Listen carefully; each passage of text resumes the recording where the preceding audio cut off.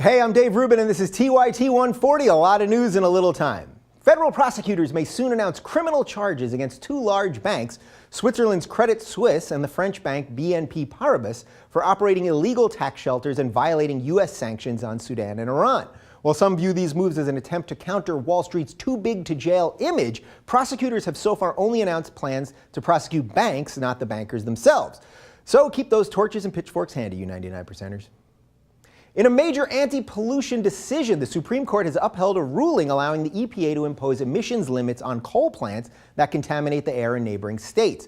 The ruling will allow the Obama administration to regulate power plants in Midwestern states that contribute to soot and smog along the East Coast.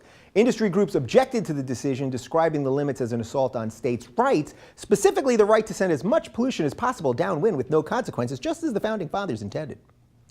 When CNN's Don Lemon criticized Rush Limbaugh for saying that LA Clippers owner Donald Sterling was only in trouble because he hadn't donated enough money to President Obama, Limbaugh responded by lashing out at Lemon for being gay. Rush called Lemon, quote, Mr. Black Hole, and said the CNN anchor, quote, sleeps with men proudly, before claiming that he had been joking about Sterling's donations to Obama. Hey, Rush, here's a tip. Jokes are supposed to be funny. Just ask the people who comment on our videos. An International Olympic Committee official has harshly criticized Rio de Janeiro's preparations for the 2016 Games, contributing to growing fears that Rio will not be ready to host the Olympics in time. Concerns include construction delays, workers' strikes, deaths during stadium construction, and widespread protests.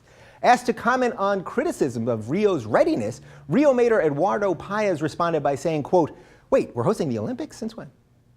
And finally, the Colorado Symphony Orchestra announced Tuesday that it will play a new series of cannabis-friendly fundraising concerts sponsored by the state's growing pot industry. The orchestra hopes to attract a younger audience while the cannabis industry looks to gain legitimacy through an association with the fine arts. Of course, marijuana and classical music have a long and storied history, as anyone knows who's ever tried to convert a clarinet into a bong. I'm Dave Rubin. Follow us on Twitter at TYT140 and suggest stories using hashtag TYT140. We'll see you tomorrow.